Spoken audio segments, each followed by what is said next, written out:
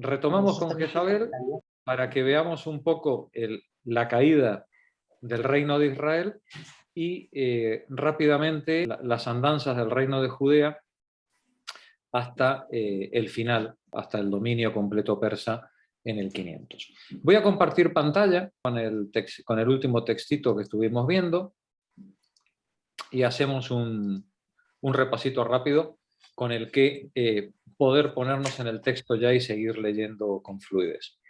Recordemos a esta muchacha, Jezabel, con su marido, Acab, que intentan, digamos, esta especie de mixtura entre las religiones de Canaán, a la que se oponen de la manera más violenta los seguidores de Yahvé.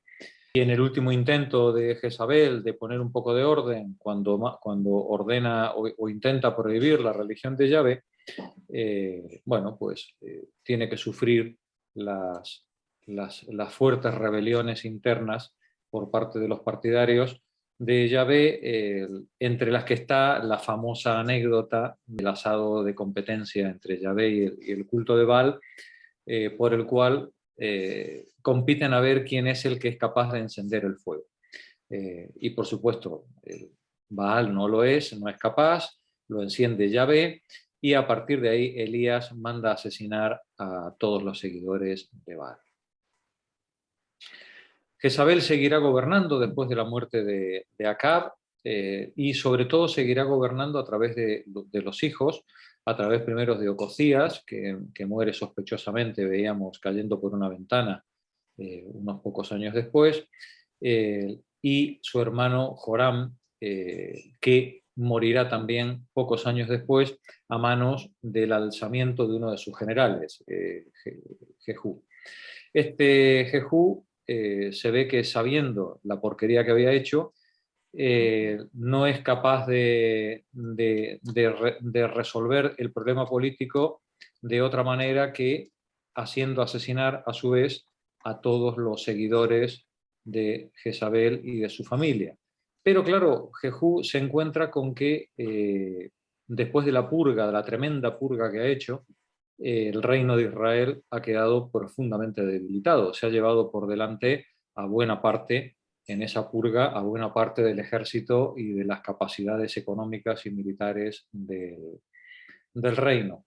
Ya no puede enfrentar a los sirios, no tiene capacidad militar ni económica para hacerlo, y finalmente pues queda Israel sometida al vasallaje de los reinos vecinos. Tal es el extremo de la decadencia de Israel en esa época, que el sucesor, Joacás, se encuentra reducido a 50 caballeros. No tiene todo el ejército de Joacás, no dispone de más de 50 soldados a caballo, 10 carros de guerra, ya veis, prácticamente ni para hacer un museo, y 10.000 infantes. Y cuenta la anécdota, cuenta la Biblia, que pidiendo a Dios el Salvador, Dios le sugiere amistosamente que se entregue en vasallaje a los asirios, que por lo menos los asirios le liberarán del yugo de los sirios que los tienen en la frontera. El sucesor de Joacás, Joás, os he puesto en rojo y en verde, en rojo los seguidores de Yahvé, en verde los seguidores de la práctica tolerante o politeísta. Joás vuelve otra vez a intentar un poquito de apertura, permite los becerros de oro, pero la guerra de unos reinos contra otros continúan. Finalmente, recordemos que Asiria, el gran imperio lo vimos en los meses anteriores, el gran imperio asirio está pasando serias dificultades con todos los enemigos que tiene alrededor, y Asiria pues no le preocupa especialmente lo que ocurra en estos reinos miserables de Israel y de Judá, con lo cual entre el 787 y el 753, bajo el reinado de Jeroboam, el reino de Israel, gracias a la debilidad asiria, recupera un poquito de esplendor, de tranquilidad, y recupera también el control político y económico de la mayor parte de los territorios de la época de David y de Salomón. Durante este periodo, recordábamos, Israel se dedicó al comercio de aceite, de vinos, de caballos, desde Egipto hasta Siria, convirtiéndose en un gran estado comercial, y es el momento en el que alcanzó la mayor densidad de población del Mediterráneo, con unos 350.000 habitantes. Pero los seguidores de Yahvé siguen ahí, ¿no? Aunque estén de capa caída. Y estando de capa caída, los famosísimos bíblicos Amós y Oseas no paran de denunciar el vil materialismo mercachifle de estos seguidores de Baal, y permanentemente clamar contra los pecados a los que le someten estos reinos de comerciantes que solamente ven el progreso en lo material y no en lo espiritual, ¿no? Ahí están Amós y Oseas gritando a pata suelta contra Jeroboam, hasta que finalmente, a la muerte de Jeroboam, el hijo, Zacarías, en el 733, en una rápida sucesión de golpes de Estado y de crisis internas del régimen, es asesinado por Salum. Un mes después muere a manos de Menahem, al que le sucede Pekajías, que es asesinado por Pejaj, a su vez asesinado por Oseas. Y cuando Oseas finalmente se hace con el mando, pues le pasa un poco lo que a Jehú. Se hace con el mando de nada, ¿no? Pues lo que ha quedado pues es un montón de escombros, y toda la riqueza y el esplendor previo se han ido devorando de revuelta en revuelta y de purga en purga. El rey asirio, Tiglapileser, era un rey, pues como todos los asirios, pues bastante pragmático y burocrático y mercachifle. Lo único que le interesaba era que le pagaran impuestos y que no le dieran problemas. Le había concedido a Israel una soberanía reducida, pero cuando muere este rey, Oseas, con muy poco tacto y con muy poca prudencia, intenta una sublevación, haciendo una alianza envenenada con Egipto, y Asiria les pasa por arriba como un rodillo. Bajo el reinado de Salmanasar V y luego de Sargón, Asiria destruye todas las estructuras políticas que quedaban en Israel, descabezan la sublevación y se producen las primeras de las grandes deportaciones de la clase dirigente israelí a Mesopotamia, por medio de la cual los asirios están intentando controlar o sofocar las sublevaciones y devolver, digamos, la tranquilidad o el dominio, el control sobre esas provincias. Los deportados no son cualquier israelí, ¿vale? Estamos hablando de la deportación de la clase dirigente, de la deportación de los profetas, de los sacerdotes, y sobre todo de los terratenientes y de los comerciantes, cortando cualquier posibilidad de organización política en estas tribus. Esta gente que se desparramará por la Mesopotamia en las distintas ciudades asirias, dará lugar al mito de las famosas 10 tribus perdidas de Israel.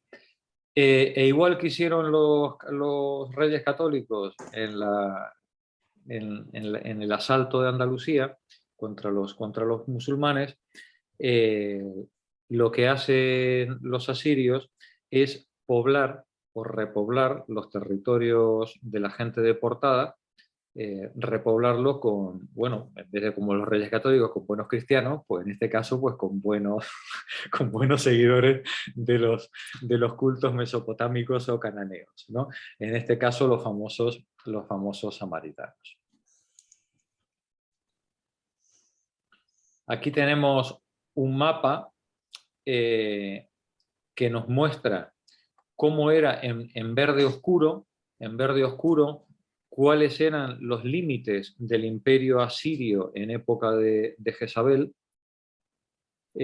Como veis, el imperio asirio llegaba escasamente hasta Damasco, se detenía en el límite norte de Israel, pero tras la caída de Jezabel y Acab y todo el descalabro y sucesión de demencias de los sucesivos monarcas, el reino asirio pues continúa en su expansión sin parar hasta finalmente en su última etapa rendir a vasallaje a los mismos egipcios. Aquí tenemos el mapa de las deportaciones en el siglo VIII, la de Tiglat-Pileser III y luego las de Sargón. Como veis, son deportaciones que van al norte de Mesopotamia. Luego veremos la siguiente, la de los caldeos, las deportaciones de Nabucodonosor, que serán a Babilonia. Y teníamos el árbol genealógico que alguna había pedido, donde estaban colocados todos estos reyes y reyesuelos, y tenemos las dos líneas, la línea de Judá a la derecha, la verde, y la roja, la línea de Israel. El único momento en el que ambos reinos estuvieron unidos fue al principio, en época de David, de Saúl, David y Salomón, y luego a partir de ahí son reinos que funcionaron de manera independiente hasta las deportaciones ya definitivas de Nabucodonosor, donde toda la región queda reducida a una provincia caldea de Babilonia, y cuando Babilonia caiga en manos de los persas, pues a una provincia persa, y se acabó, ¿no? Al mundo de Ciro y de los persas. Bien, habíamos visto lo que había ocurrido en Israel. Nos quedaba brevemente ver cómo había sido el desarrollo político en la zona de Judea. La zona de Judea era más pobre, es una región montañosa. Bueno, pues ellos siguieron tranquilamente viviendo su condición de vasallaje, principalmente a los egipcios, que eran la potencia hegemónica que tenían al lado. Y durante esos años, los intentos de rebelión de Judea van a ser pues, principalmente contra los egipcios y luego contra los caldeos. Manasés es de los grandes reyes judíos de la época, también con una gran apertura de miras, intenta introducir el culto a Asur, y vosotros diréis, ¿y quién era Asur? Pues el culto de la Mesopotamia, para tratar, bueno, pues de amistarse con las clases dirigentes, ¿no? Para Manasés no había ninguna incompatibilidad entre mantener el culto a Yahvé con los cultos de la fertilidad propios de Canaán o con el culto de Asur. Bueno, lógicamente los sacerdotes y los profetas semejante aberración no podían tolerarla, y van a socavar el funcionamiento del reino todo lo que pueden, hasta conseguir al final de Manasés que Josías, con solo 8 años, sea nombrado rey. Como comprenderéis, un rey de 8 años no puede gobernar, tiene que tener un tutor. ¿Quién va a ser ese tutor? Pues de eso se va a ocupar Jeremías, de llevarle por la buena senda a este pobre muchacho. Y con Jeremías se inicia, digamos, la recopilación de buena parte de los textos del Antiguo Testamento, concretamente del Deuteronomio. Y cuando Josías ya tiene del orden de unos 30 años, me imagino que también con el cerebro lavado por parte de todos estos fanáticos religiosos, ante las dificultades que Asiria está pasando, recordemos que Asiria cae en el 612, Nínive cae en manos de los enfrentamientos con las tropas de los reinos periféricos. Ante las dificultades que Asiria está pasando, Josías cree que oye, que puede quitarse de encima el dominio asirio y a todos estos impíos, y se levanta contra los asirios. Lógicamente, los asirios, aún con dificultades, seguían siendo un rodillo inapelable en toda la región, y este muchacho caería muerto finalmente en combate contra las tropas de Necao, que Necao era un estado vasallo de los asirios en la gran confrontación que se produce en la región en estos años entre los estados vasallos de los asirios y todos sus enemigos periféricos. Necao puso en el trono a Joacim y le devolvió a Judá, con Joacim en el trono, la posición de estado tributario, de estado vasallo de un vasallo de la Mesopotamia, que era Egipto. Cuidado cuando hablamos de Necao. Necao, aunque fuera un faraón vasallo y sometido a tributo de la Mesopotamia, estamos hablando de un faraón. Y cuando hablamos de un faraón, hay que ponerse de pie y son palabras mayores, ¿vale?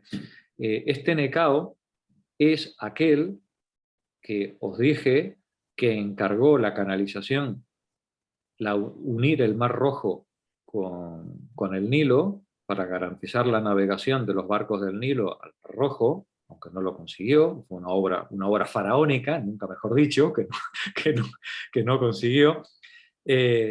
Y fue el responsable de los grandes trabajos de irrigación que unieron todo el delta y el Nilo con el lago del Fayum durante su reinado. Estamos ante uno de los grandes reformistas y faraones de la época, y es nada menos que el que encargó que circunnavegaran África para ver si había salida, si se podía ir desde el Mar Rojo hasta el Nilo, no por arriba, que ese proyecto de ingeniería no, había fallado, sino dando la vuelta a África y dando la vuelta al revés. Este famoso Necao y estos navegantes fenicios, recordemos que son los que Heródoto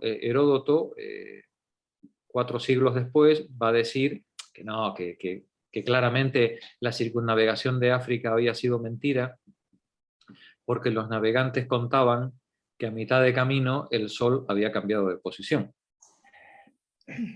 ¿No? Claro, claro, Heródoto, que no sabía que la Tierra era redonda, ¿no? Ni conocía el cambio de posición del Sol con respecto al eje cuando cruzas el Ecuador. El tío dice, no, claramente es mentira. Claro, pues gracias a Heródoto sabemos que la circunnavegación de África por los navegantes mandados por Necao fue verdad, ¿no? Es el primer testimonio que tenemos de unos navegantes que toman nota de un hecho tan sorprendente como que el sol, en vez de declinar hacia el sur al mediodía, como debería ser normal en el hemisferio norte y en todo el mundo conocido, cuando cruzan el Ecuador, resulta que declina el sol hacia el norte. Y eso, claro, es la primera prueba que tenemos en este fantástico relato de los navegantes, los navegantes fenicios en boca de Necao y luego criticado por Heródoto. Bien, decíamos que Joacim, tras la caída de los asirios, sigue gobernando como vasallo de Necao hasta que Necao cae. Y cuando Necao cae, este Joacim dice, uy, pues qué oportunidad tengo de quitarme de encima el yugo. Con tan mala fortuna que Nabucodonosor, que es el nuevo amo del mundo, gobernando desde Babilonia toda la Mesopotamia y todo el Oriente Próximo, pasa por arriba de Judea volviendo a colocar el orden burocrático previo, que era el que entendía que no debía moverse. Joacim muere en el sitio de Jerusalén por las tropas de Nabucodonosor, y debía ser tan grande el pánico que tenían los miembros de los habitantes de Judea al asedio, que muerto Joacim, no tengo claro cómo, el cuerpo es arrojado fuera de la ciudad por las murallas, pareciera como una manera de decir los habitantes de Jerusalén, decir, ya está, hemos terminado, muerto el rey, se acabó la guerra, ¿no? A Joacim le sucede su hijo, Joaquín, que solamente va a durar 3 meses. Los 3 meses que Nabucodonosor tarda en terminar de saquear la ciudad y deportarlo a él, junto a Ezequiel y a gran parte de la clase dirigente judía, a Babilonia. Ya os dije la semana pasada, la anterior, que esto es como una telenovela venezolana, ¿no? Es decir, al final terminan enredándose todos los personajes y ya al final no sabes quién mató a quién, ni quién es hijo de quién, ni quién se acostó con quién. Sedecías parece ser que es hijo de Josías y tío de Joaquín. Bien, pues Sedecías parece ser que fue puesto por Nabucodonosor para controlar, digamos, el orden y garantizar la sumisión de Judea a los nuevos amos. Pero Sedecías parece ser que también comete algún error de cálculo y en el 587 intenta una nueva revuelta, quejándose de los tributos excesivos, y Nabucodonosor otra vez no perdona. Jerusalén es sitiada, Sedecías huye con toda su familia y sus generales hacia Jericó, donde finalmente es apresado, y ya veis cómo las gastaban los caldeos. Los hijos de Sedecías son degollados en su presencia, a él le quitan los ojos y al resto de los supervivientes los envían en cautiverio a Babilonia. Eso en el 587. En el 586, el templo de Jerusalén, lo que habíamos conocido como el templo de Salomón, es incendiado, los palacios son incendiados, todo es destruido y Judá entera queda reducida a provincia de Babilonia, con toda su clase dirigente. Ya antes teníamos a Israel, a toda la clase dirigente repartida por Mesopotamia, ahora toda la clase de Judea, toda la clase dirigente de Judea en Babilonia. 586. Pero el mundo caldeo está llegando a su fin también. El gran Nabucodonosor, los famosos jardines colgantes y toda la fantasía mesopotámica está llegando a su fin también. Los reinos medos al otro lado de las montañas de Irán, los reinos persas, están levantándose contra el poderío. Primero se levantaron contra los asirios y luego contra Babilonia, y finalmente en el 539, tras un breve momento de dominio medo, los persas tomarán Babilonia con Ciro y finalmente dominarán por completo la Mesopotamia. Los persas van a ser herederos intelectuales, culturales, de toda la civilización mesopotámica previa, hasta los sumerios, en una mixtura con todos los cultos y tradiciones indoarias propias de los indoeuropeos, a los que ellos pertenecen históricamente y por ocupación de las migraciones indoeuropeas de los 1000 años anteriores. Esta gigantesca mixtura de cultura, religión, civilización va a marcar el resto de la historia de Oriente Próximo, y yo diría que pues, de toda esta parte del mundo conocida, entre el siglo V, y el siglo III, que es cuando Alejandro Magno se los lleve por delante, ¿no? Mientras tanto, en el 539, que es lo que nos interesa ahora, antes de ir a la lectura, en el 539 uno de los gestos importantes de Ciro es decir, muchachos, los antiguos prisioneros de los malvados babilónicos no son nuestros enemigos, se permite a los judíos y a los israelitas volver a sus territorios de origen, pero no nos engañemos, los israelitas llevan 200 años fuera de Israel. Sí, imaginaos hoy un inmigrante, un deportado en cualquier país que lleva su familia 200 años en otro país, que le diga, no, ahora te vuelves a... Si te quieres volver a tu tierra, te puedes volver. ¿A dónde me voy a volver? ¿No? Si tengo toda la vida aquí, tengo todo... Nos hemos casado aquí, tenemos los negocios aquí, tenemos nuestra vida aquí, ¿no? Bueno, pues mucha gente no volvió, evidentemente, se quedaron en la Mesopotamia o en Babilonia. Pero hubo otros muchos que sí. Hubo muchos israelitas que volvieron y se encontraron con el enfrentamiento con los que estaban allí, que lógicamente pues, no querían compartir ni las tierras, ni la riqueza, ni los negocios con los recién llegados, que además llegaban hablando una lengua, dialectos bastante ya modificados y con unas creencias y unos ritos religiosos muy diferentes en algunos casos de los que habían ido perpetuándose en la zona de Israel, y lo mismo pasa con Judea. Los deportados a Babilonia han sido deportados 100 años antes, ¿no? 80 años antes.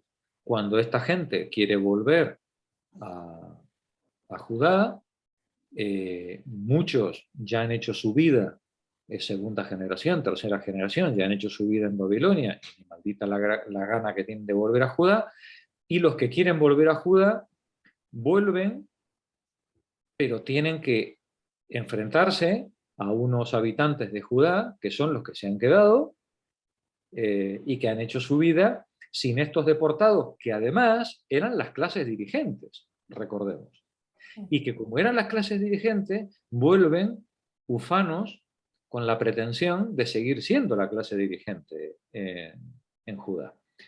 Pero además, estos judíos en Babilonia se han contaminado de una serie de tradiciones, de creencias, de rituales que les han apartado, en cierta medida, del rigorismo o la tradición propia de la zona de Judá.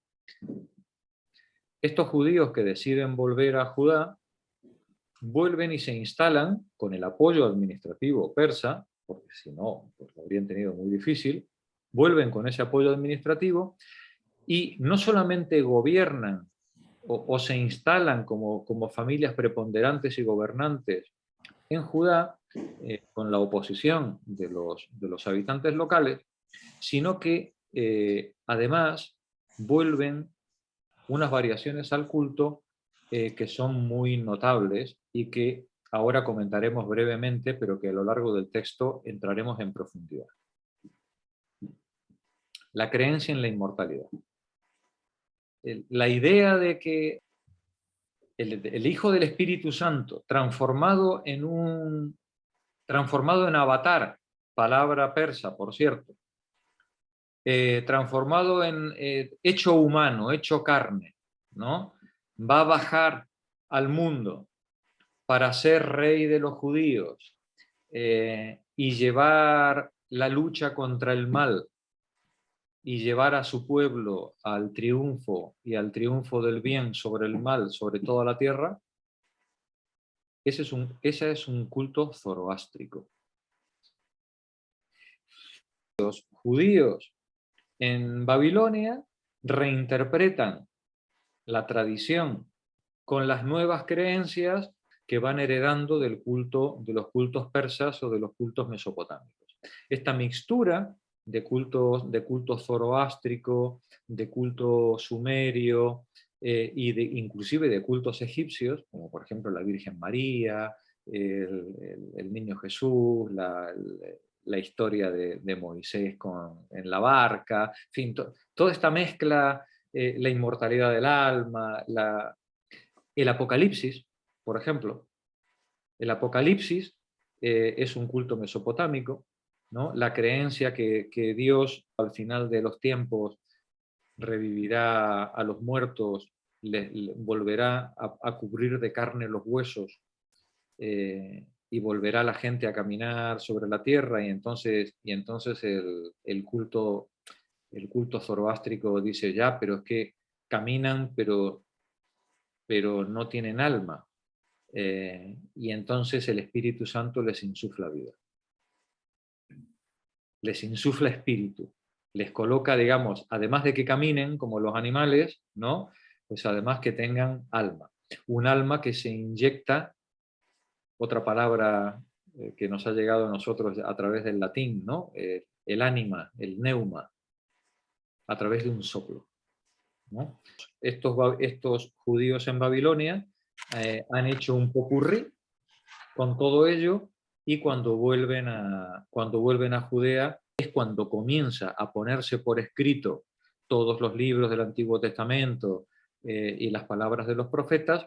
Esta codificación del judaísmo va a incorporar o va a intentar compatibilizar todas estas creencias, y a partir de ese momento nos vamos a encontrar con un mundo judío, lo que se ha llamado la diáspora, que es un gigantesco espectro cultural que va desde el lago de Asuán, en la isla elefantina,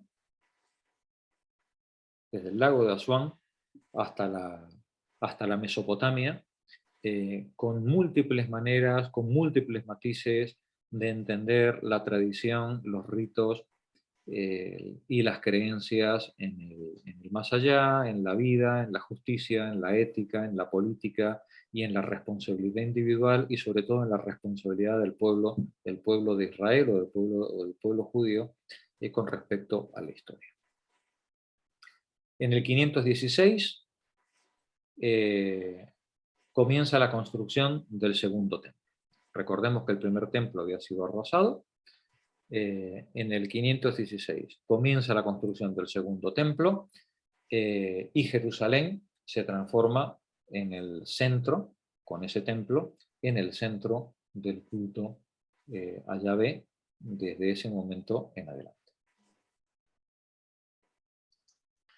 Vamos a la lectura entonces. Página 173.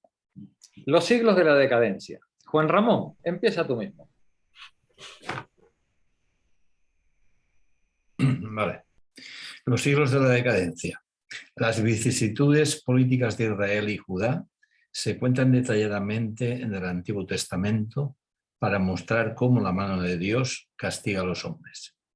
Esta historia, la cual es bastante interesante, está narrada desde el punto de vista del pueblo y no solo de los reyes.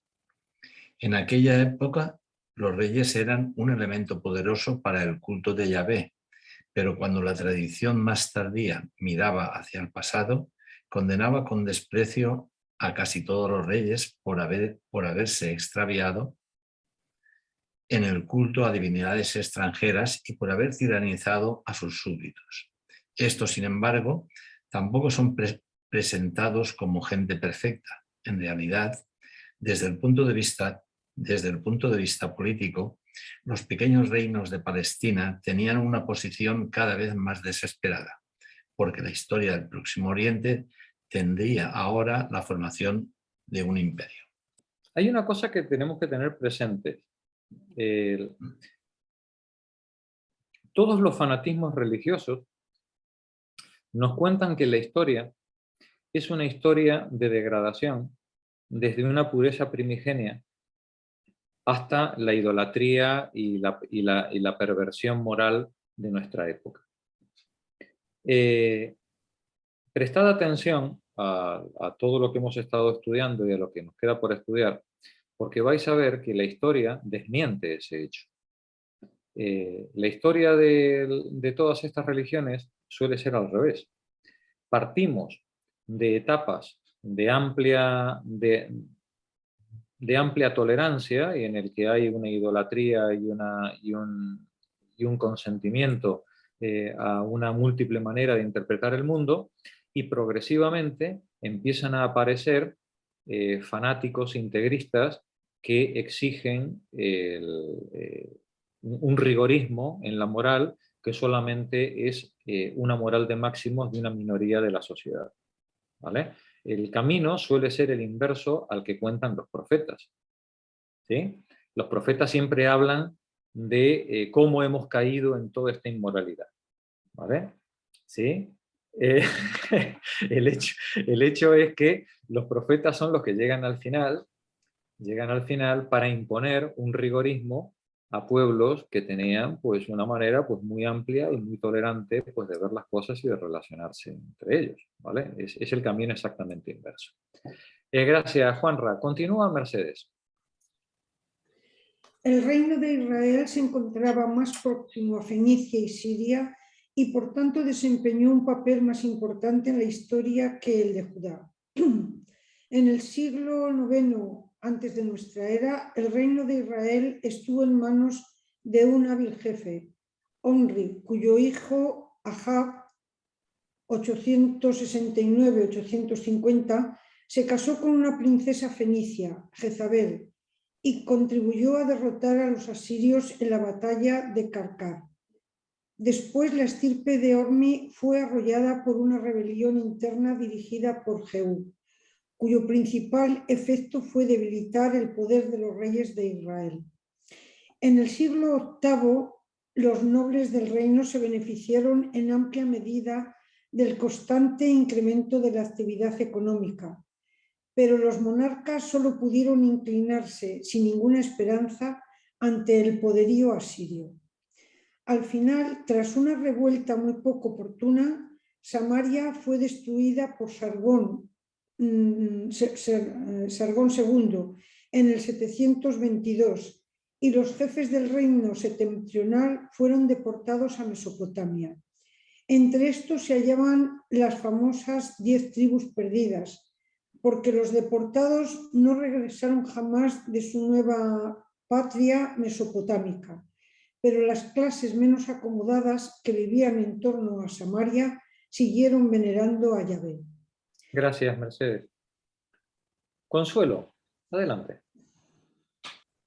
Judá, en sus lejanas colinas, siguió viviendo durante más tiempo en una condición de reino sometido.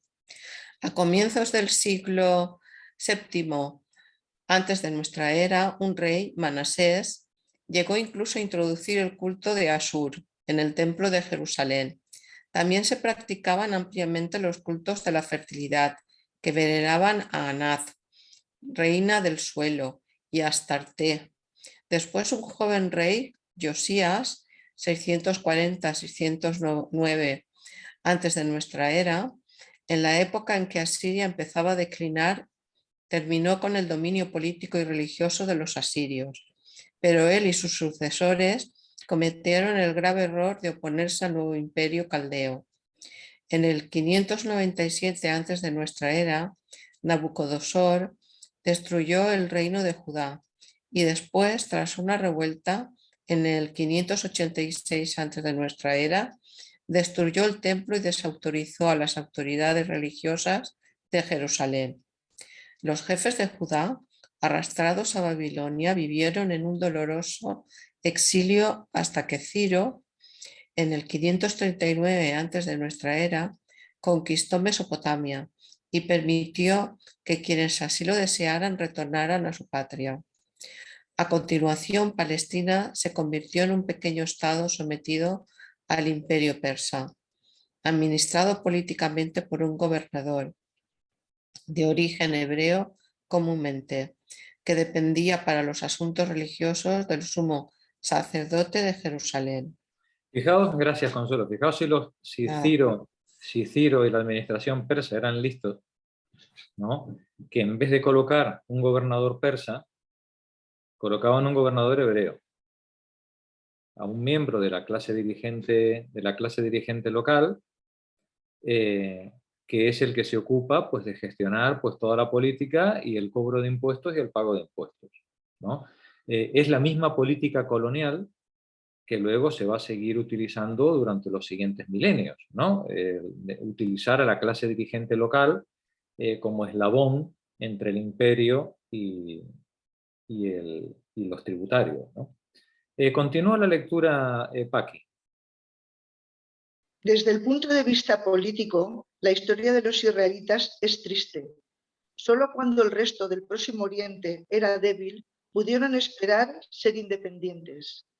Su decidida repugnancia a soportar el absolutismo real hizo aún más evidente el hundimiento de sus reinos. Pero los sufrimientos que soportaron los fieles de Yahvé estaban intrínsecamente unidos a la purificación de sus creencias en un Dios único, principio de toda ley moral. Los judíos y los israelitas siempre fueron contándose unos a otros que todos sus sufrimientos venían de su pureza de espíritu, ¿no? de mantenerse en la creencia, ¿no? En la fe del Dios único y de sus exigencias morales, cuando seguramente, después de la historia que habéis leído, o que hemos estado viendo, la mayor parte de los sufrimientos venían de las ambiciones desmedidas de una clase dirigente y de partes, de facciones de la misma clase dirigente que se enfrentaban de manera fratricida unos a otros, matándose unos a otros, con la excusa de Dios o con la excusa de lo que fuera, ¿no? Es decir, para liquidarse unos a otros. Pero en la mitología hebrea y judía, ¿no? Pues se mantiene pues, la creencia de que todos estos sufrimientos son castigos que el Señor nos da por nuestra impiedad, ¿vale? Continúa Juan, por favor. La evolución religiosa primitiva. El Dios del antiguo Israel. Desde que Moisés estableció su pacto con Dios, los israelitas y Yahvé quedaron estrecha e indisolublemente ligados. Los israelitas tuvieron que luchar siempre contra la tentación de acoger el culto de los dioses extranjeros, que tenían un carácter y unos ritos más evolucionados, sobre todo las divinidades agrícolas de Canaán y después de las divinidades imperiales de los soberanos asirios. Claro, vosotros imaginaos, ahora poneos en el lugar de un pastor israelita, ¿no? Analfabeto, ¿no? Porque tiene sus creencias y llega a un lugar en el que una población como Ugarit o como cualquiera de estos grandes pueblos, Jericó, y se encuentra con que es una organización política estable, con canales, con carreteras, con templos, con comercio, con alfabeto, escriben, comercian, venden, barcos, tienen agricultura, graneros. Pues lo único que te puede salvar es que tu Dios sea más ético que el otro, ¿eh? Porque si no, lo que haces es adoptar los dioses del otro, ¿no? Claro. Te haces cananeo y vas a tener una vida, digamos, levantas el becerro de oro, ¿no? Y vas a tener una vida, pues probablemente pues, bastante más cómoda, ¿no? Que la que tenías. Bueno, pues ya se ocupará tu familia de decirte que de ninguna manera que eso es un pecado y que no debes hacerlo porque no se deben abandonar las tradiciones, ¿vale? Las tradiciones están por encima de todo lo demás. Juan, por favor, continúa. Poco a poco, el pueblo elegido de Yahvé se dejó arrastrar a las degeneraciones de los cultos extranjeros. Personajes como la bruja Lilith estuvieron siempre presentes en el fondo de sus mentes como fuerzas reales, pero nunca desapareció un fundamental sentido de veneración a Yahvé como Dios de Israel. La bruja Lilith. ¿Qué has dicho? ¿Qué has dicho, Juan? Por Dios. Lilith. Casi nada. ¿Conocéis alguna madre que le haya puesto de nombre a su hija Lilith? Sí. ¿Sí? A la de Bestringe. ¿A la- ¿Eh? Sí, muy poquitas, ¿eh? Tiene que ser una madre muy depravada para ponerle de nombre Lilith. Vamos a ver quién era Lilith, porque los ateos del grupo estas cosas les pilla con el pie cambiado. Os presento a Lilith. Mira qué guapa. Ay. Lilith, bueno, Lilith en una de sus múltiples versiones, Lilith es la diosa Ishtar, de la diosa sumeria, ¿no? La diosa sumeria, luego asiria, luego babilónica, ¿no? Es la diosa de las diosas. Esta, claro, lógicamente la representación de Lilith no podía ser nada más que la más malévola de todas las diosas del enemigo, ¿no? En este caso ellos eligen a Ishtar como representación. Aquí tenéis una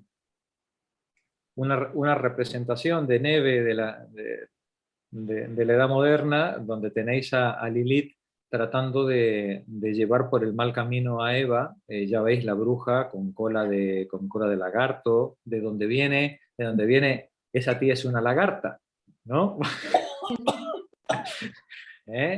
Ya veis que todo está relacionado. Y ahí Adán, como siempre, tontorrón, que está dedicado a pescar musarañas, ¿no? Y Lilith y Eva maquinando a ver cómo se van a comer la manzana. Lilith, por Dios, mujer depravada donde las haya. Aquí la tenéis representada por Collier en una representación victoriana del siglo XIX. ¿Qué era lo peor que le podía pasar a una familia bien pensante burguesa del siglo XIX? Pues que una pelandrusca como esta se te cruzara por la familia, ¿no? Y aquí la tenéis, con tu hijo. Y se casara con tu hijo. Eso era lo peor de lo peor. Y ahí la tenéis con esas melenas cayendo por el cuerpo desnudo y envuelta en una piel de serpiente, como no podía ser de otra manera, ¿no? Pues, la pobre Lilith. ¿Quién era Lilith? Lilith, si leéis ateos el Antiguo Testamento, el Génesis, vais a ver que cuando Dios creó a Adán, no creó solo a Adán. Sí. Creó a Adán y a su compañera. Y a Lilith. Claro, creó a Adán y a Lilith. Dicen las malas lenguas que Lilith era de las de no es no y que no, que eso de que para copular tú te pones debajo y yo arriba y todo eso, que yo, no, mira, nuestro padre nos hizo iguales y a mí no me da la gana ser tu sirviente. Bueno, parece ser que Adán iba de capa caída por ahí, inclusive Dios le hizo desfilar a todos los animales por delante para que viera que todos tenían pareja y que él no. Dios también un poquito perverso. Y finalmente ya Adán estaba desesperado porque parece ser que Lilith se cansó ya un día de lo del paraíso, aquello era demasiado aburrido para ella y decidió irse por ahí, no se sabe cómo.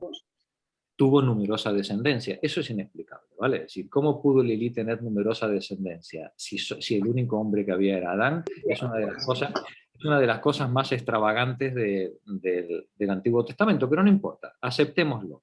Lilith tuvo tanta descendencia que en castigo le mataban 100 hijos por día para que no se reprodujera. Y Lilith, en venganza, es tan mala Lilith que los hijos de todas las madres primerizas ella intenta matarlos. De ahí que es importante tener mucho cuidado y bautizar rápidamente a los primeros niños. No vaya que Lilith los maldiga y se los lleve. El caso es que, como Lilith se fue por ahí, se fue por ahí, entonces Dios, viendo a Adán cabizbajo, dijo, bueno, vamos a tener que hacerle una compañera. Y esa compañera, a diferencia de Lilith, que la hizo de barro, igual que Adán, Sí, sí. la nueva compañera se la saca de una costilla para que quede siempre subordinada al macho. ¿Vale? De ahí es como Lilith ha pasado a nuestra mitología como la mala de las malas entre las pérfidas, simplemente porque no aguantaba, porque se quiso divorciar, principalmente. Porque era independiente, ¿no? Claro. Y eso se ve que no estaba bien visto en el paraíso. Bueno, continuemos con la lectura.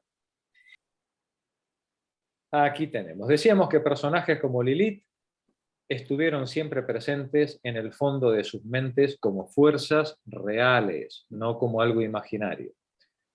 Y nunca desapareció ese sentido de veneración de Yahvé como Dios de Israel. Continúa, Rosa, tú la lectura.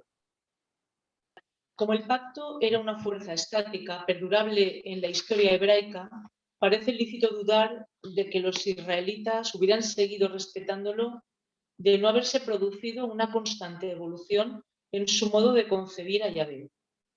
El desarrollo del pensamiento religioso hebraico es el principal hilo conductor del Antiguo Testamento y ciertamente los israelitas siguieron un largo camino antes de dar forma a su concepto de Dios. Detente un momentito, Rosa. Fijaos lo que nos dice el autor.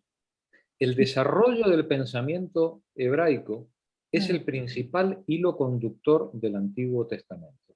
Y cualquiera de vosotros que se tome el trabajo de leer, aunque sea en una lectura transversal, el Antiguo Testamento, va a ver una tremenda variación en la concepción religiosa desde las primeras páginas, desde Lilith hasta el Nuevo Testamento.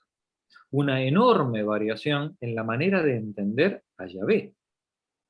Porque este Yahvé va a pasar por diversas vicisitudes hasta terminar construido en el siglo III, en el siglo II, como el Yahvé que ha llegado hasta nosotros. Pero recordemos que empezó siendo Atón, con Moisés. Cuando Moisés se junta con Séfora y su padre Yetro le explica que ese, no, tío, que no, yerno, que no te enteras, que ese al que tú llamas Atón se llama Yahvé, ¿vale? Y entonces Moisés dice, este es el nombre verdadero, ¿no? ¿No? Sí. Como Moisés luego, cuando coge a sus tribus y se va por el desierto, esta configuración, esta mixtura entre el pensamiento egipcio y el pensamiento madianita y las tradiciones orales y religiosas de los nómadas de Arabia, van dando forma a esta manera de entender el culto a un Dios único hasta que esta gente llega al Jordán y entra en tierras palestinas. Y al entrar en tierras palestinas, este culto a Yahvé, que ya viene modificado por los madianitas desde el culto a Atón, empieza a mezclarse con las concepciones cananeas y fenicias de la zona, con sus mitologías, con sus tradiciones, dando lugar a una nueva manera de entender la religión, la política y las relaciones que van a dar lugar a los reinos de Israel y a los reinos de Judá. Pero cuando esta gente es deportada a la Mesopotamia alta, unos, los israelitas, y los judíos a la Mesopotamia sur, a Babilonia, ese pensamiento cananeo mezclado con el culto madianita y el culto egipcio se mezcla con el culto sumerio y con el pensamiento persa y con el zoroastrismo, y va a dar lugar a la nueva manera de comprender la religión y de comprender el culto, que es lo que va a volver bajo la autoridad persa a la región de Judea y que comenzará a codificarse y a ponerse por escrito, bajo mandato primero persa y luego helenístico, durante los siguientes 4 o 5 siglos hasta el mundo romano. Lo que nosotros hoy conocemos como mundo judío, del que nacen, del que surge en el cristianismo, que prácticamente al mismo tiempo se va construyendo con el judaísmo, y del que luego surgirá el Islam, es el resultado de este gigantesco crisol que es Oriente Próximo, en el cual se mezclan a lo largo de estos siglos todas estas tradiciones y todas estas creencias religiosas. El judaísmo es la síntesis, el resultado final, no síntesis en el sentido de purismo, sino síntesis en el sentido de mezcla, ¿no? La reunión más o menos ordenada y coherente de todas estas diferentes maneras de entender el mundo a la luz de las necesidades políticas de cada una de sus épocas. Los judíos entendían la religión de una manera en el mundo de Israel, de otra manera bastante diferente en el mundo asirio, bastante diferente en el mundo persa, bastante diferente en el mundo helenístico y bastante diferente será luego en el mundo romano, ¿vale? Y todo esto va dando lugar a una tradición que, como todo esto se va poniendo por escrito entre el siglo V y el siglo II, y cada escriba reinterpreta lo que heredó de la tradición anterior, bueno, pues lo que nos llega a nosotros llega filtrado por todas estas composiciones políticas a lo largo de todos estos siglos. Y seguramente lo que nosotros hemos recibido en gran medida, aunque los filólogos puedan hacer múltiples capas de lectura, lo que a nosotros nos ha llegado pasado por el filtro principalmente del mundo romano, que era el mundo que tenía el poder político a partir del siglo II, cuando Jerusalén está siendo gobernada por el mundo hebreo bajo mandato romano, y se está terminando, digamos, de configurar y de poner por escrito todos los textos de la tradición, ¿vale? Este es el resultado final, ¿vale? Por eso Yahvé, aunque se le llame de la misma manera, Yahvé es un señor, un personaje que va cambiando de atributos y va cambiando de maneras de estar en el mundo y de maneras de comprenderle a lo largo de estos, pues prácticamente 800 años o 900 años de historia que hemos visto, ¿vale? Continúa, por favor, Rosa. Al principio se admitía la existencia de los otros dioses. ¿Quién igual a ti, Yahvé, entre los dioses? Dice el Éxodo 15:11. Pero Yahvé era un Dios celoso que quería que el pueblo elegido le adorase solo a él. De ahí nació lentamente la exigencia del monoteísmo. Yahvé al principio no era descrito ni definido en términos éticos. Era el Dios de las tormentas, que aparecía ora en una nube, ora en una zarza ardiente. Su voz era el trueno, su flecha era el rayo y era sobre todo un guerrero.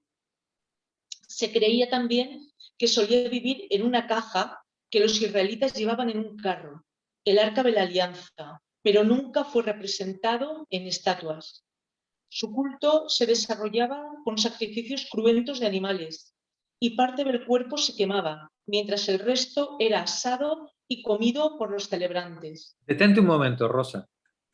¿No os suena escandalosamente sumerio lo que estáis leyendo? Fijaos qué curioso la descripción. Un dios de las tormentas, ora en una nube, ora en una zarza ardiente. Su voz era el trueno, su flecha era el rayo, y era sobre todo un guerrero, Se creía que solía vivir en una caja, como cualquier dios mesopotámico, ¿no? Que vivía físicamente en el templo que se le había asignado, ¿no? Una caja que los israelitas llevaban en el carro, ¿no? La caja del Arca de la Alianza, ¿no? Y en Indiana Jones es casi como si estuviera dentro, porque cuando la abren salen todos los males del mundo del arca, ¿no? Claro. Es que estaba dentro, ¿no? Es que Dios estaba ahí dentro. Era casi un genio de las mil y una noches, ¿no? Continúa, Rosa. Durante el festín, inevitablemente se bebía mucho vino y con seguridad debía de alzarse a los cielos un verdadero estruendo, junto con el humo que subía al altar. Si de pronto vemos a David, que saltaba y danzaba ante Yahvé, segundo Samuel 6:16, creeremos haber topado con algún rito de los salvajes. La virtuosa conducta que Yahvé exigía a sus fieles no significaba mucho más que la celebración de estos ritos. Igual que en cualquier culto mesopotámico. Es decir, lo que se esperaba del sirviente, lo que se esperaba del religioso, era que cumpliera con el rito. Porque con el rito, ¿qué ocurría en la Mesopotamia? Se le daba de comer a los dioses. Cuando tú hacías la ofrenda, en Egipto, ¿cómo funcionaba la cosa? En Egipto funcionaba que tú hacías la ofrenda y los dioses se comían la parte espiritual del alimento y el sacerdote se comía el tocino, ¿no? ¿No? Bueno, más o menos igual que ahora, ¿no?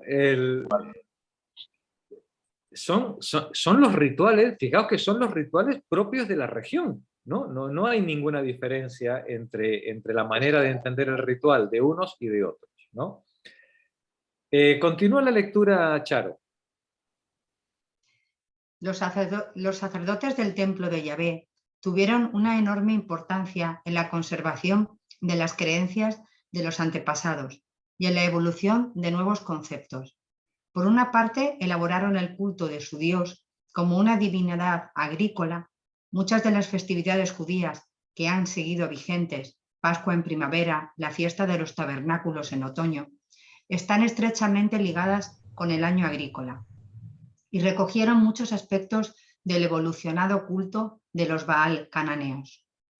Pero por otro lado, mantuvieron firmemente el concepto de la unicidad de Yahvé y lucharon contra la tendencia de los reyes a controlar la religión. Claro, estos israelitas cuando llegan al Jordán, se encuentran con unos cultos infinitamente más evolucionados que el suyo, pero sobre todo con una civilización mucho más evolucionada que la suya, se hacen agrícolas, dejan de ser nómadas para transformarse en vida sedentaria y, lógicamente, una buena parte de las creencias, los rituales y las prácticas de los baales pasan al culto de estos nómadas convertidos en agricultores, ¿no? Continúa, Rosario, por favor. Otra gran fuerza fue la notable oleada de jefes de extracción popular, los famosos profetas. La voz de los profetas. El Próximo Oriente había conocido siempre en la antigüedad profetas que interpretaban sueños, examinaban el hígado de las ovejas, observaban el vuelo de las aves o las estrellas. Esto, Charo, es 3/4 de lo mismo que en Mesopotamia, ¿vale? Sí. Es decir, los profetas, los brujos, los médicos, que están con el hígado, con el vuelo de las aves, ¿no? ¿Os acordáis? ¿No? Adelante. Sí. En general, se trataba de profesionales organizados en corporaciones que se transmitían sus secretos de padres a hijos y solían trabajar sobre todo para los reyes. Los profetas de Israel eran totalmente distintos. Se sentían llamados por un imperioso impulso interior a hablar por inspiración divina y se dirigían tanto al pueblo como a los reyes. La sustancia de sus profecías era más una crítica de la condición presente que la predicción de acontecimientos futuros. A veces estos profetas hablaban como en delirio, en un estilo intrincado, estático, lleno de significados velados. La forma de poesía paralelística de sus expresiones, que requería reiteraciones de las ideas, y la riqueza imaginativa que desplegaban son a menudo causa de confusión para el lector moderno. Detente un momentito, Rosario. Estos profetas, hoy, si vosotros vierais a uno de estos declamando subido en una caja en una esquina,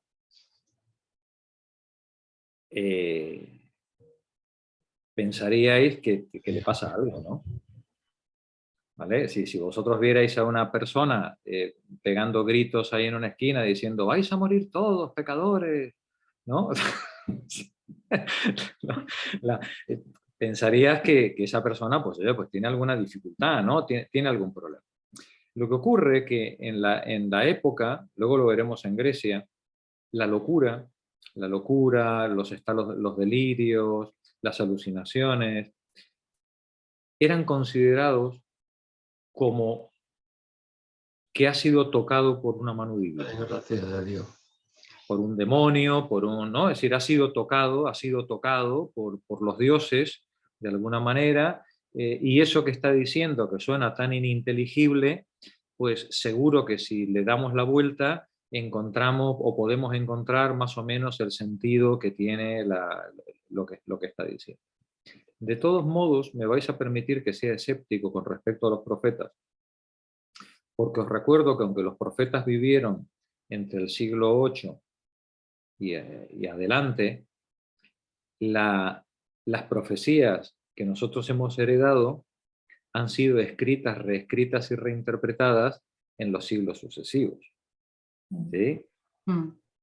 Con lo cual, cuando se dice, y entonces dijo, pecadores, van a venir los asirios y os van a matar a todos, y mira, y luego llegaron los asirios y los mataron a todos, ¿no? Sí. Hay que tener un sano escepticismo con respecto a si quien está hablando es el profeta o si quien está hablando es el que escribió lo que dicen que dijo el profeta. ¿Sí? ¿Vale? En esta historia del pensamiento bíblico hay que ser muy precavidos. ¿Por qué? Ya nos lo advierte el autor al principio del texto. Cuando nosotros leemos el poema de Gilgamesh, o cuando leemos la Ilíada o la Odisea, nos echamos unas risas, nos fascina la parte poética del texto, pero en ningún momento se nos ocurre dudar de que estamos leyendo un mito, ¿vale? Que estamos leyendo un cuento. En ningún momento se nos ocurre dudar de eso, ¿vale? ¿Por qué? Porque Gilgamesh o Zeus o Aquiles no forman parte de nuestra tradición, de nuestra cosmología. El problema con el Antiguo Testamento es que sí forma parte de nuestra cosmología. Sí. Y hoy día, cuando se lee el Antiguo Testamento, cuesta, incluso a los ateos, les cuesta leerlo como un mero cuento, como la Ilíada, ¿no? Porque lo que intentas encontrar, como forma parte de nuestra tradición, Sí. lo que intentamos encontrar son los nexos históricos, las explicaciones, justificaciones, y qué quiso decir, y qué no quiso decir, ¿no? Es decir, y qué relación hay, qué puede haber de verdad en lo que está diciendo, dejando. A nadie se le ocurre pensar, cuando estás leyendo a la Odisea, que cuando Ulises se encuentra con Circe, si ocurrió o no ocurrió. No, vamos a ver, es decir, a nadie se le ocurre semejante tontería. Todo el mundo tiene muy claro que estás ante un cuento, ¿vale? Y además ante un cuento elaborado siglos posterior de lo que está tratando de contar la historia, ¿sí? Cuando leemos el Antiguo Testamento eso no ocurre. Lo vemos con otros ojos totalmente diferentes. Claro, cuando nosotros hablamos de los profetas y hablamos de Amós, o hablamos de Oseas, hablamos de Jeremías, la presuposición de partida es que estamos leyendo a alguien que está hablando en primera persona en el momento en el que están ocurriendo las cosas. Entonces, claro, el impacto sobre nosotros, sobre el lector, es muy diferente que el que puede tener el Gilgamesh, ¿no? O cualquier cuento, cualquier historia medieval que podamos leer. Jorge, una pregunta. ¿Qué opinas de que consideran que los profetas era la voz del pueblo oprimido? Sí. Pues sí, ¿por qué no? Claro, porque al final los profetas no hacen otra cosa. Los textos de los profetas no hacen otra cosa que quejarse de las injusticias del príncipe, ¿no? Sería, digamos, la lectura de que los profetas es la voz del pueblo oprimido, digamos, es una lectura que yo creo que puede ser razonable, si no fuera porque los profetas siempre hablan de opresiones pasadas. Es más o menos como si ahora nos pusiéramos a fustigarnos con los crímenes de la conquista española en América Latina. Valiente reconocimiento.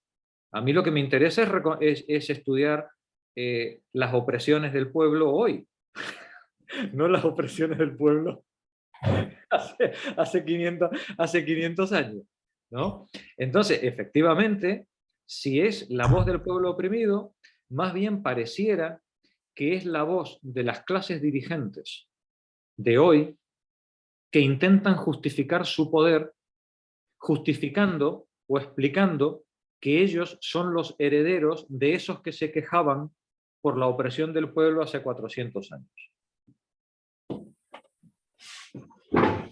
No sé si me he explicado.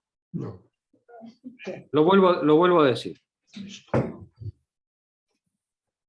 Cuando se pone por escrito la voz de los profetas, lo pone por escrito la clase dirigente de hoy.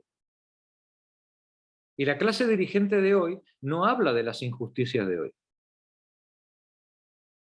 Habla de las injusticias de hace 400 años.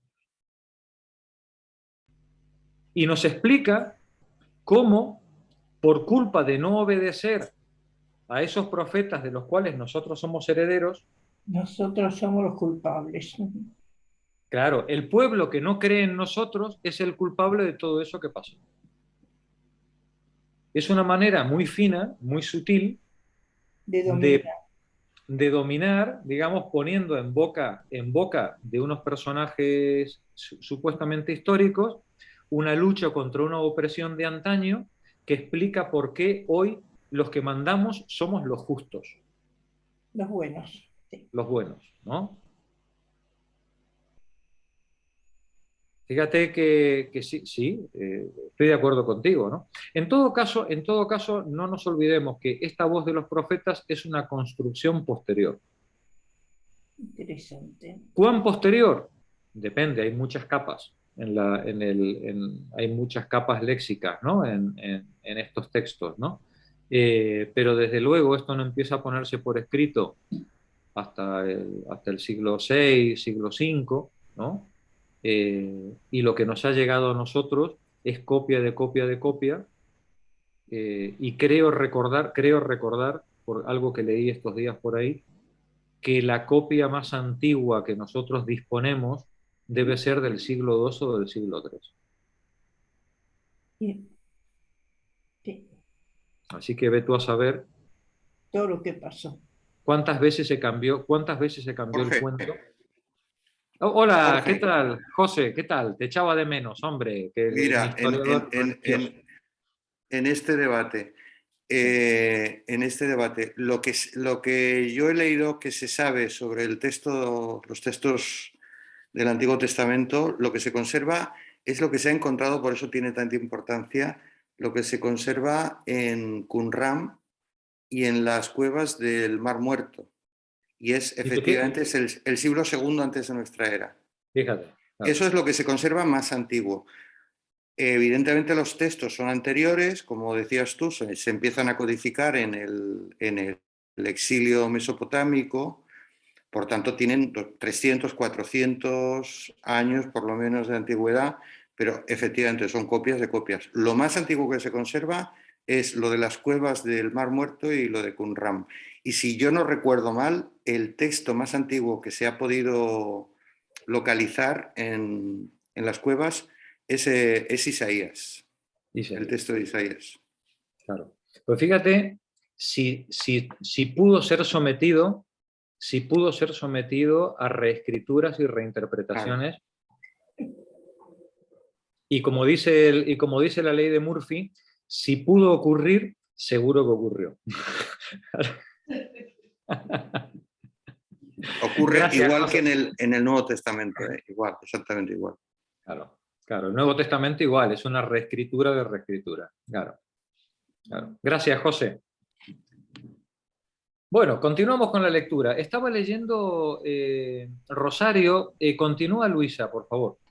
A veces los profetas realizaban actos simbólicos, como cuando Jeremías rompió una vasija en las puertas de Jerusalén para indicar su inminente y funesto destino.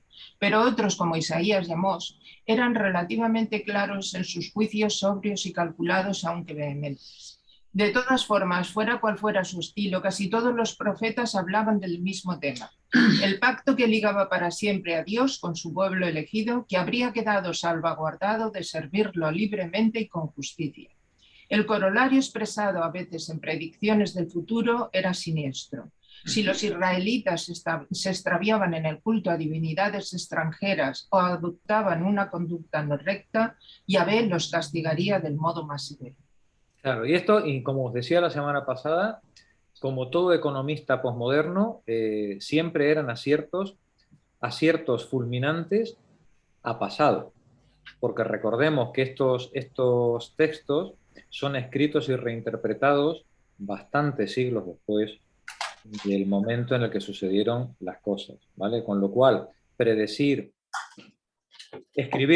escribir un texto en el siglo IV prediciendo el ataque de los asirios en el siglo VII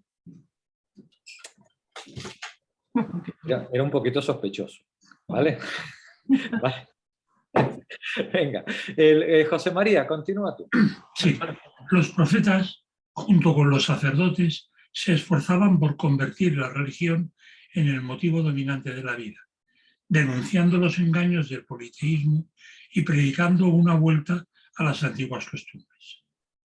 Pero los profetas, más aún que los sacerdotes, contribuían a fijar las normas de una conducta virtuosa en términos morales.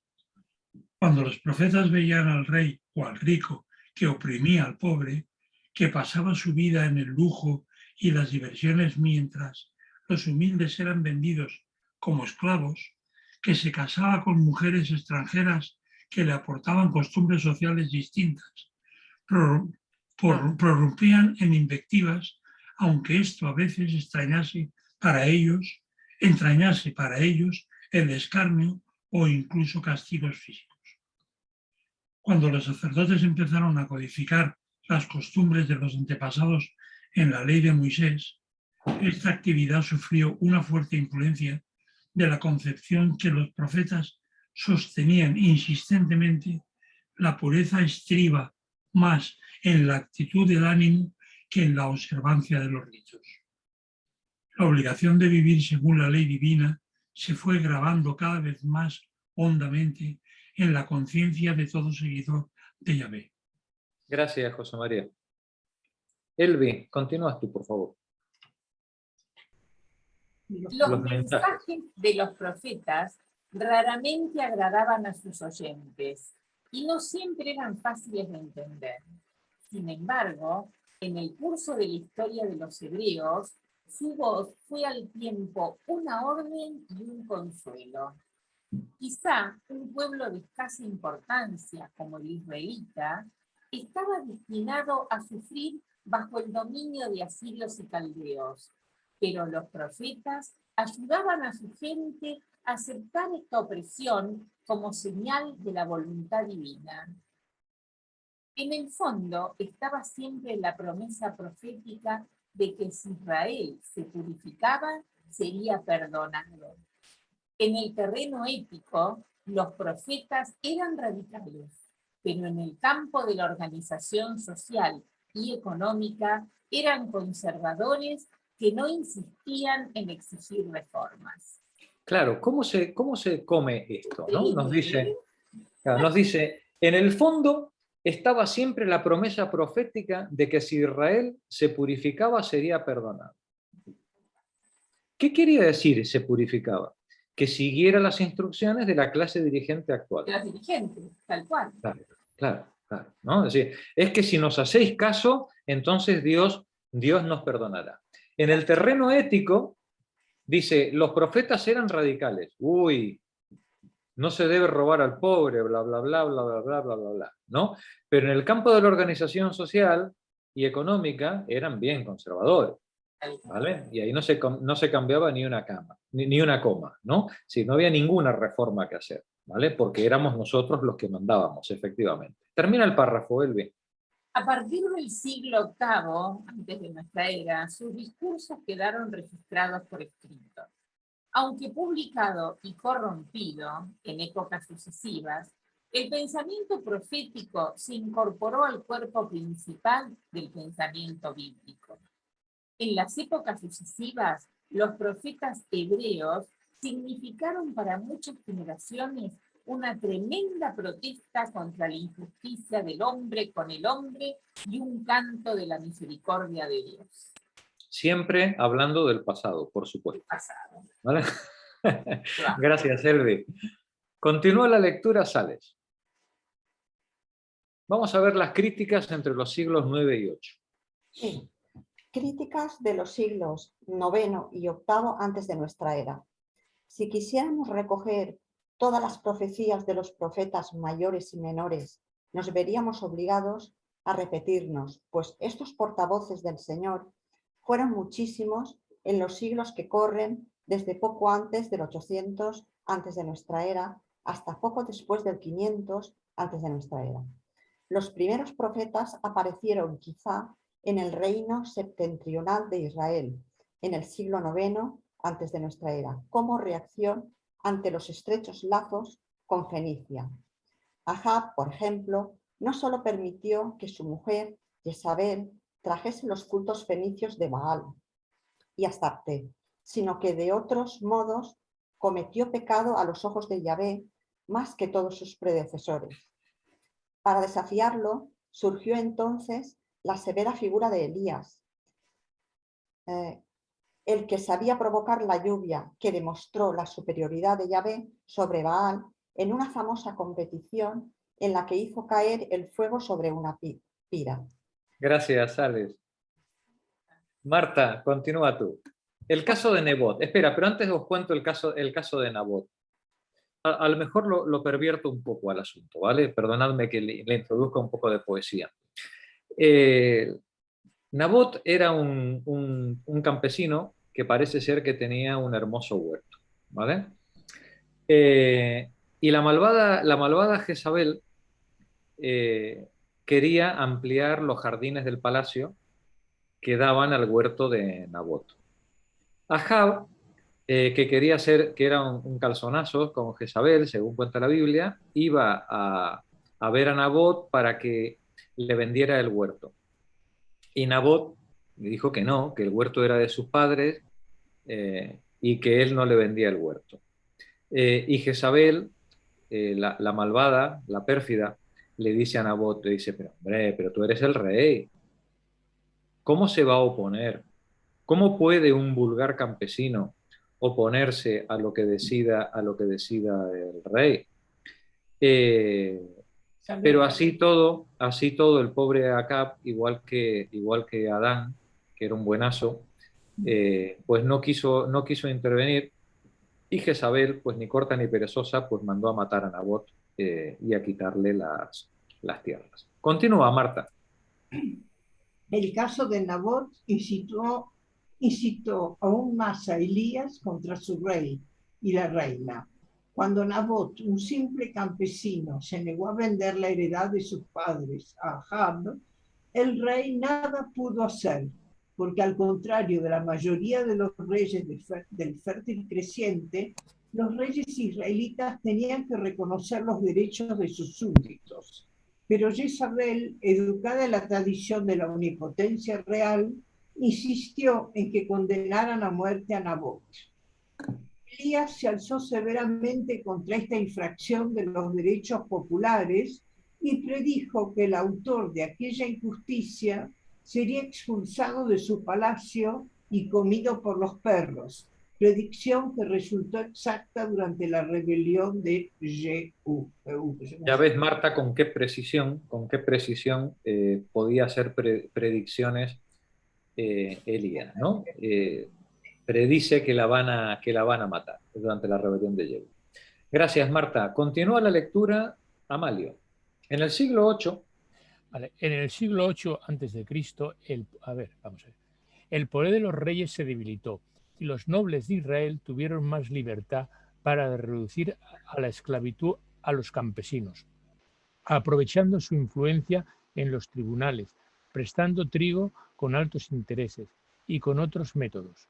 Desde el punto de vista social y religioso, se alejaron de las costumbres sencillas del pasado y provocaron una gran oleada de protestas populares que se expresó por boca de los profetas como Amós, Oseas, Isaías y Miqueas. Detente un momentito, Amalio. Siglo VIII. Es el reinado de Jeroboam II. Es el momento en el que el imperio asirio está un poquito con dificultades y entonces Jeroboam puede reconstruir un reino que ocupa, recordemos, todas las extensiones de los reinos de Saúl, David y Salomón. Es el momento en el que el mundo de Israel comienza su gran etapa comercial, comerciando aceites, maderas, desde Egipto hasta Mesopotamia. Es el momento de mayor esplendor de toda la región y de los reinos de Israel y de Judá. Sin embargo, es en este momento cuando el autor nos está diciendo que el poder de los reyes se debilitó y los nobles de Israel tuvieron más libertad para reducir a la esclavitud de los campesinos, prestando trigo con altos intereses y con otros métodos. Desde el punto de vista social y religioso, se alejaron de las costumbres sencillas del pasado y provocaron una gran ola de protestas populares que se expresó por boca de los profetas Amós, Oseas, Isaías y Miqueas. Es decir, aquí tenemos a los yazbeítas enfrentándose al poder político en el momento de mayor esplendor y desarrollo social y político de toda la región, que es, habíamos visto, cuando los reinos de Israel y Judea alcanzan su mayor densidad demográfica, del orden de 350.000 habitantes. Ya, pero lo que pasa es que habría descontento social. Sí, seguramente entre los yazbeítas muchísimo, sí. Pero si estamos ante un momento de despliegue, de desarrollo económico, pues probablemente pues también había mucho contento social. Sin embargo, lo que transmite la Biblia es que era un momento de degeneración. No te habla del desarrollo comercial, del aumento de recursos, de que hay más trabajo, de que hay más riqueza, de eso no te habla, ¿no? Te habla de la inmoralidad, te habla de la falta de las costumbres. Es curioso, ¿no? Cómo estos profetas están siempre de forma ceniza criticando cualquier actividad política que se haga en la que ellos no manden, claro. Sí. Y si ellos mandan, entonces es que son castigos que el Señor nos ha mandado por los pecados anteriores, ¿no? Es llamativo. Adelante, Amalio, continúa. De todos estos, el luchador más intransigente fue un pastor de Judá, Amós, que apareció repentinamente en Israel por un breve periodo, alrededor del año 750 a.C. Con palabras cargadas de desdén, profetizó el castigo de Dios a quienes han vendido al justo a cambio de dinero y al pobre por un par de sandalias, y aplastan contra el polvo de la tierra la cabeza de los desheredados. Con pocos y rápidos trazos, Amós pinta la ira de Yahvé contra su pueblo elegido.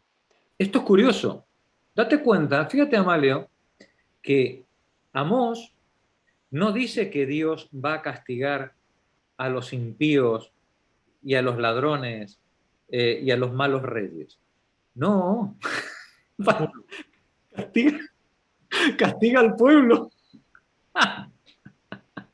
Es buenísimo, ¿no? Si eres curioso, dice, pues si somos tan rigurosos y tan moralistas, pues vamos a cortarle la cabeza al príncipe, ¿no? Al ladrón, ¿no? Pues no. Oye, castiga al pueblo elegido. Adelante, Amalio, continúa. Solamente a vosotros he conocido entre las familias de la tierra. Por eso En vosotros castigaré todas vuestras iniquidades. Iniquidades.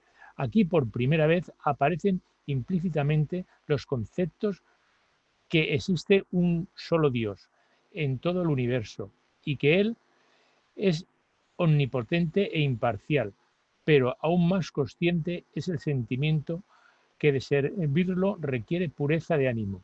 Fíjate qué curioso, ¿no? Qué curioso. El Dios es omnipotente e imparcial, pero en vez de castigar al delincuente, castiga a las víctimas, ¿no? Es la hostia de imparcial, vamos, es equidistante, ni negro ni Ku Klux Klan, ¿no? Venga, adelante. En Amós, Dios rechaza con desprecio las ofrendas quemadas y el ruido de los cánticos, sino que el derecho se deslice como agua y la justicia como torrente perenne. Ni los sacerdotes ni el rey de Israel podrán soportar un ataque tan violento, y Amós fue expulsado del reino. Pero el podrido estado de Israel cayó a los 30 años en el poder de los asirios, y las palabras de Amós, el primer relato directo de un profeta que se reconoce en el Antiguo Testamento, siguieron inspirando el pensamiento israelita. 30 años tardaron en cumplirse las profecías de Amós, ¿no? Un prodigio de la previsión. Testimonio de la fe. Concha, si estás por ahí, manifiéstate. Sí. El testimonio de la fe. Esplendor y caída del templo, 722-586 a.C.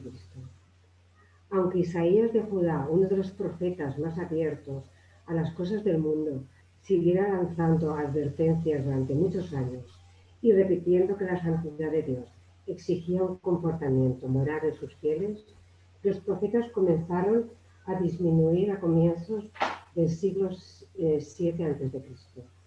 En este periodo, las armas asirias arrollaron sin encontrar resistencia todo el cercil creciente, y el pequeño reino de Judá vivió agazapado en sus colinas. Ya hemos dicho que en qué medida penetraron en Jerusalén las usanzas religiosas asirias en la época de Manasés. Otras divinidades extranjeras se veneraban ya hacía tiempo. Uno de los más crueles ritos paganos era el del terrible Moloch, en el valle de Topet, donde en tiempos dificultosos se sacrificaban a los primogénitos. Este sacrificio del primogénito lo vamos a ver en la Ilíada, lo vamos a ver en el mundo cartaginés, en los fenicios. Es el sacrificio del primogénito en momentos desesperados en los que se tiene que hacer una ofrenda para conseguir el favor de los dioses. Bueno, pues era una tradición pues en todas las culturas de la época, ¿vale? Adelante, Concha. La renovación del culto de Yahvé, impulsado por sacerdotes y profetas, estaba ya madura y se pondría en práctica en la primera oportunidad. Esta se dio bajo el reinado del rey Josías, el cual barrió todos los cultos extranjeros en Jerusalén y mató a sus sacerdotes. Condenó la magia y el espiritismo. Abolió los santuarios locales construidos en torno a las piedras y los árboles sagrados y concentró el culto de Yahvé solo en el templo de Jerusalén. Después, según 2 Reyes 22:88, en el año 621 a.C., fue descubierto en el templo el libro de la ley. Después de que se mostró y leyó en público, el rey y su pueblo sellaron ante la presencia de Yahvé el pacto de caminar en pos de Yahvé y de guardar sus mandatos, sus preceptos y sus leyes, con todo el corazón y con todo el alma, y de practicar las cláusulas de la alianza que estaban escritas en aquel libro. El libro, al parecer, contenía una parte del actual Deuteronomio, y quizá había sido escondido durante el periodo asirio. Las prescripciones contenidas en él reforzaron la elaboración sacerdotal de la ley de Moisés. pero dentro del ámbito de la revelación profética, según la cual Israel y Dios estaban ligados por una relación única de carácter ético. Fíjate, Concha, lo que nos dice Reyes, el segundo Reyes. En el año 621 se descubre en el templo el libro de la ley. Suponiendo que fuera verdad, suponiendo que lo fuera, ¿no? Hasta el 621 todo era tradición contada de unos a otros e interpretada de la manera en la que al sumo sacerdote o a los sacerdotes le parecía adecuado interpretarlo y contarlo, ¿vale? A partir, según dice Reyes 22, aceptando esa propuesta, recién en el 621, os recuerdo que estamos a un paso de la caída de Nínive, en el 612, como quien dice antes de ayer, ¿no? Recién en el 621, después de varias deportaciones, etcétera, etcétera, etcétera, es cuando empezamos a tener medio por escrito un poco de qué va esto de las ordenanzas divinas, ¿no? Adelante, Concha. Pero el esplendor del templo central fue muy breve. Judá estaba próxima a derrumbarse y un tristísimo habitante de la capital, Jeremías, profetizaba el advenimiento del poderío caldeo. Peor aún, Jeremías decía que sus conciudadanos debían ser castigados por sus pecados y de que Babilonia era solo el instrumento de que Dios se servía para ello. Aunque predicaba encarnizadamente, incluso en el templo, nadie le daba oídos. Cuando siguió repitiendo sus oscuras y derrotistas profecías durante el gran asedio del 597, el populacho airado le arrojó a una cisterna. Ahí tienes un ejemplo, Amalio, ¿no? De cómo, dices, estos profetas, ¿no? Que estaban permanentemente clamando, pues bueno, pues sí, pues seguramente clamaban sobre muchas injusticias, pero había mucha gente que tampoco estaba muy de acuerdo, ¿no? Con lo que esta gente decía, ¿no? Y aquí tienes a Jeremías que termina arrojado a un pozo, diciendo, cállate ya, hombre, cállate ya y no seas peñazo, ¿vale? Venga, termina el párrafo, Concha, y lo dejamos ahí. Pero sobrevivió a este indigno trato y también a la caída de la ciudad. Al final fue arrastrado a Egipto por un grupo de fugitivos, los cuales se habían desviado del culto de Yahvé para seguir el de Anat, reina del cielo. La magnitud del desastre fue acentuada por las grandiosas ideas de este profeta, que fue quizás el preferido de Jesús. Jeremías se distinguió por haber sostenido repetidamente el principio de que los hombres deben venerar individualmente a Dios, y el otro principio de que el culto no estaba ligado a las ceremonias que se desarrollaban en el templo. Para el fiel que vio el templo destruido en el año 586 a.C., esta concepción fue un enorme consuelo. Claro, si me prenden fuego al templo y resulta que el profeta me dice que lo importante es lo que yo llevo en mi interior, debe ser un enorme consuelo. Bueno, lo dejamos aquí por hoy. Hoy hemos leído bastante. La semana que viene terminaremos el capítulo, dejaremos Medio Oriente durante un par de semanas, porque la semana que viene, después de terminar el capítulo, nos vamos a la India.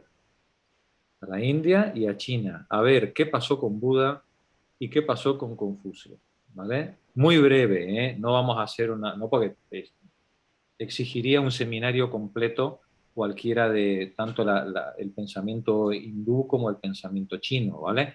No, muy brevemente, muy poquito, dedicaremos 2 o 3 sesiones a ver cómo se enfocaba la interpretación del mundo en India y China en este mismo momento, en este momento en el que el mundo hebreo está construyendo esto, cómo se veían las cosas en India y China, para luego volver, ya luego a partir de ahí sí, volveremos a Grecia, sí.